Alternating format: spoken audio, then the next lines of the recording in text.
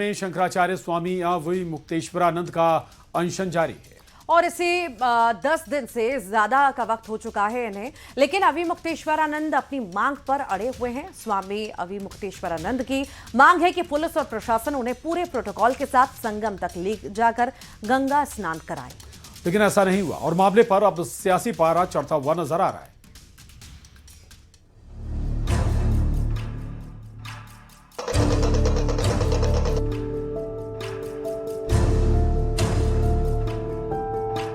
आम तौर पर तीर्थराज प्रयागराज में माघ मेला श्रद्धालुओं के लिए जाना जाता है।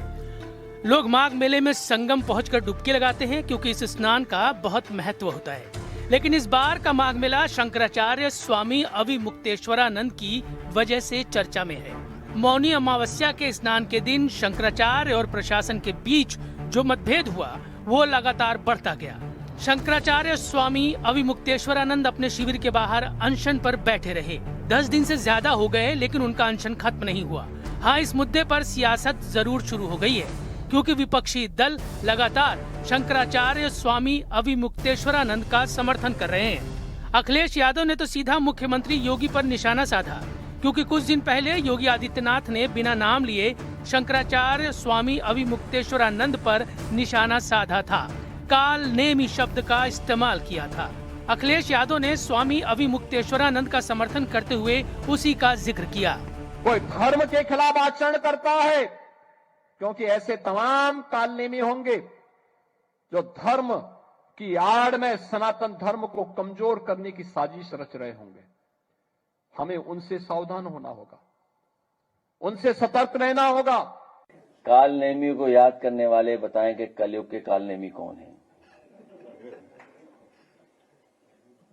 काल नेमी ही काल बनकर के इनके आएगा। एक तरफ अखिलेश यादव और स्वामी अविमुक्तेश्वरानंद ने मुख्यमंत्री पर उंगली उठाई तो दूसरी ओर यूपी के मुख्यमंत्री केशव प्रसाद मौर्य ने स्वामी अविमुक्तेश्वरानंद पर अपना रुख नर्म रखा।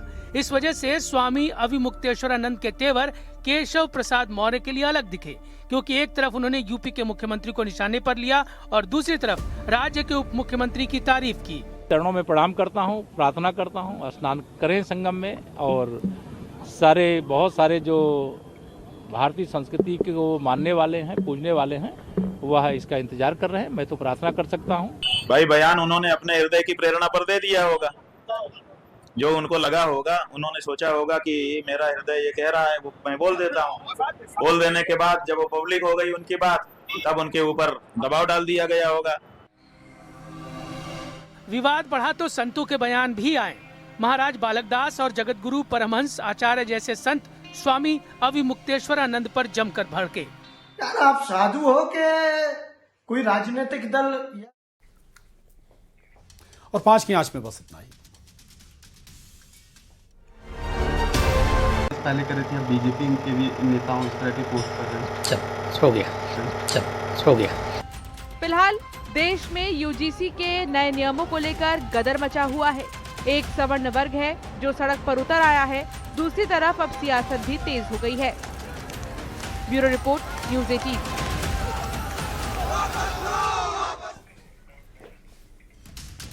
और दिल्ली में एमपी कांग्रेस संगठन को लेकर एक बड़ी बैठक हुई जिसमें आगामी रणनीति को लेकर मंथन किया गया। हाईकमान की ओर से एमपी कांग्रेस नेताओं को आक्रामकता के साथ काम करने के निर्देश दिए गए हैं।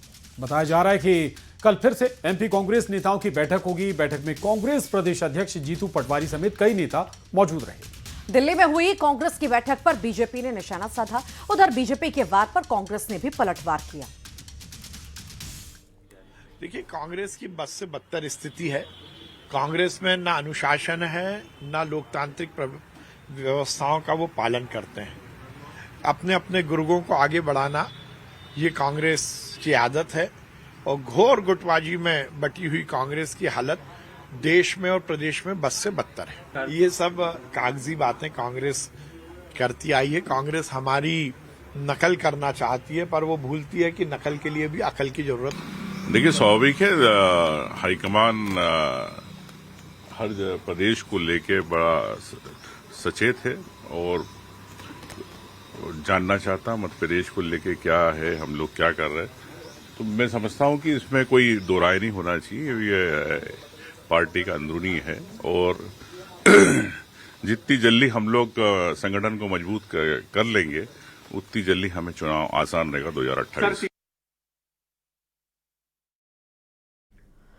भोपाल में स्लॉटर हाउस मामले को लेकर कांग्रेस कार्यकर्ताओं का विरोध प्रदर्शन देखने को मिला है। आरएसएस कार्यालय का घेराव करने पहुंचे कांग्रेसियों को पुलिस ने बिट्टन चौराहे पर ही रोक दिया। कांग्रेस कार्यकर्ताओं का ढोल नगाड़े बजाकर विरोध प्रदर्शन का प्लान था।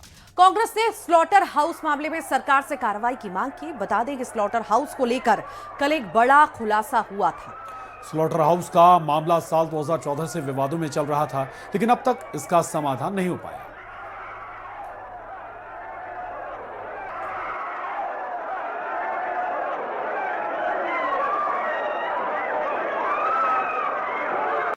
और दिल्ली के हैदराबाद हाउस में मदर्स ऑफ ऑल डील को अंजाम दे दिया गया है।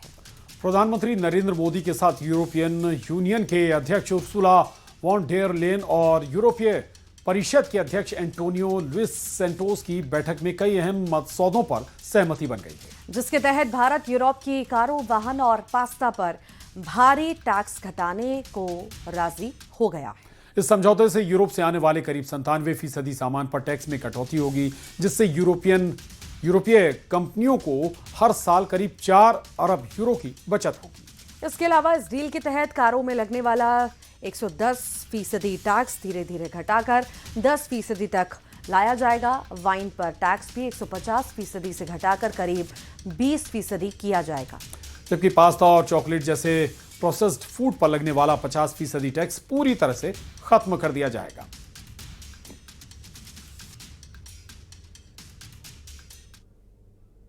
कल एक ऐतिहासिक क्षण था जब पहली बार यूरोपियन यूनियन के लीडर्स भारत के गणतंत्र दिवस समारोह में मुख्य अतिथि के रूप में शामिल हुए। आज एक और ऐतिहासिक अवसर है जब विश्व की 2 सबसे बड़ी लोकतांत्रिक शक्तियां अपने संबंधों में एक निर्णायक अध्याय जोड़ रही है।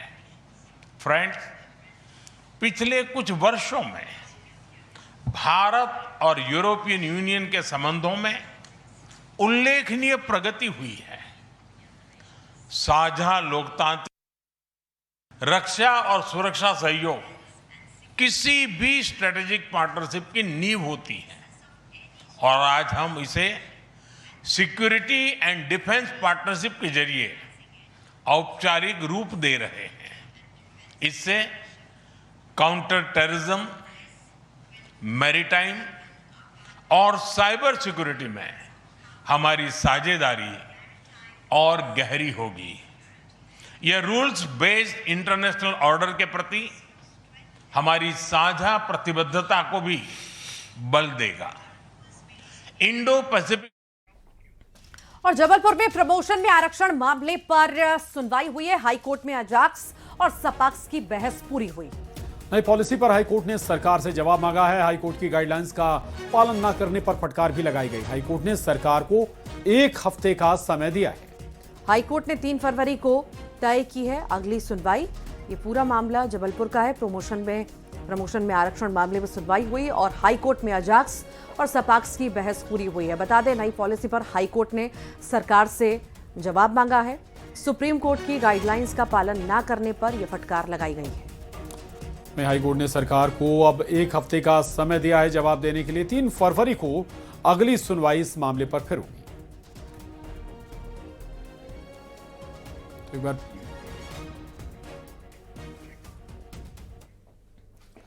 और बात उस खबर की जिसकी पूरी दुनिया बेसब्री से इंतजार कर रही है। 7 फरवरी से शुरू हो रहे आईसीसी T20 वर्ल्ड कप का काउंटडाउन शुरू हो चुका है और क्रिकेट के मैदान से पहले वर्ल्ड कप की पहली झलक न्यूज 18 पर दिखाई दी। न्यूज 18 के न्यूज रूम में T20 वर्ल्ड कप की ट्रॉफी पहुंची है और इसी ट्रॉफी को पाने के लिए इस बार 20 टीमें क्रिकेट के मैदान में 2-2 हाथ करती हुई दिखाई देंगी। T20 वर्ल्ड कप की ये ट्रॉफी न्यूज 18 के दफ्तर पहुंची और इसकी खास तस्वीरें।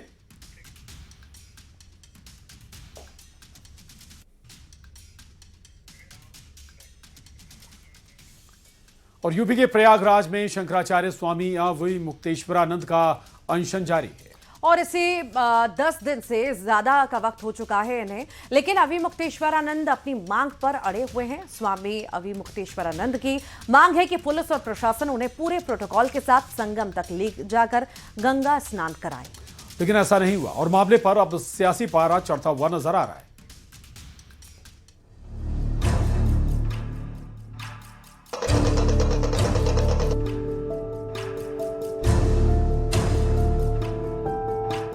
आम तौर पर तीर्थराज प्रयागराज में माघ मेला श्रद्धालुओं के लिए जाना जाता है। लोग माघ मेले में संगम पहुंचकर डुबकी लगाते हैं क्योंकि इस स्नान का बहुत महत्व होता है। लेकिन इस बार का माघ मेला शंकराचार्य स्वामी अविमुक्तेश्वरानंद की वजह से चर्चा में है। मौनी अमावस्या के स्नान के दिन शंकराचार्य और प्रशासन के बीच जो मतभेद हुआ वो लगातार बढ़ता गया। शंकराचार्य स्वामी अविमुक्तेश्वरानंद अपने शिविर के बाहर अनशन पर बैठे रहे। 10 दिन से ज्यादा हो गए लेकिन उनका अनशन खत्म नहीं हुआ। हाँ, इस मुद्दे पर सियासत जरूर शुरू हो गई है क्योंकि विपक्षी दल लगातार शंकराचार्य स्वामी अविमुक्तेश्वरानंद का समर्थन कर रहे हैं। अखिलेश यादव ने तो सीधा मुख्यमंत्री योगी पर निशाना साधा क्योंकि कुछ दिन पहले योगी आदित्यनाथ ने बिना नाम लिए शंकराचार्य स्वामी अविमुक्तेश्वरानंद पर निशाना साधा था, काल नेमी शब्द का इस्तेमाल किया था। अखिलेश यादव ने स्वामी अविमुक्तेश्वरानंद का समर्थन करते हुए उसी का जिक्र किया। कोई धर्म के खिलाफ आचरण करता है क्योंकि ऐसे तमाम कालनेमी होंगे जो धर्म की आड़ में सनातन धर्म को कमजोर करने की साजिश रच रहे होंगे। हमें उनसे सावधान होना होगा, उनसे सतर्क रहना होगा। कालनेमी को याद करने वाले बताएं कि कलयुग के कालनेमी कौन है। काल नेमी ही काल बनकर के इनके आएगा। एक तरफ अखिलेश यादव और स्वामी अविमुक्तेश्वरानंद ने मुख्यमंत्री पर उंगली उठाई तो दूसरी ओर यूपी के मुख्यमंत्री केशव प्रसाद मौर्य ने स्वामी अविमुक्तेश्वरानंद पर अपना रुख नर्म रखा। इस वजह से स्वामी अविमुक्तेश्वरानंद के तेवर केशव प्रसाद मौर्य के लिए अलग दिखे क्योंकि एक तरफ उन्होंने यूपी के मुख्यमंत्री को निशाने पर लिया और दूसरी तरफ राज्य के उप मुख्यमंत्री की तारीफ की। चरणों में प्रणाम करता हूं, प्रार्थना करता हूं, स्नान करें संगम में और बहुत सारे जो भारतीय संस्कृति को मानने वाले हैं, पूजने वाले हैं, वह इसका इंतजार कर रहे हैं। मैं तो प्रार्थना कर सकता हूं। भाई बयान उन्होंने अपने हृदय की प्रेरणा पर दे दिया होगा। जो उनको लगा होगा, उन्होंने सोचा होगा कि मेरा हृदय ये कह रहा है, वो मैं बोल देता हूँ। बोल देने के बाद जब वो पब्लिक हो गई उनकी बात, तब उनके ऊपर दबाव डाल दिया गया होगा। विवाद बढ़ा तो संतों के बयान भी आए। महाराज बालकदास और जगतगुरु परमहंस आचार्य जैसे संत स्वामी अविमुक्तेश्वरानंद पर जमकर भड़के। यार आप साधु हो के कोई राजनीतिक दल। और 5 की आंच में बस इतना ही।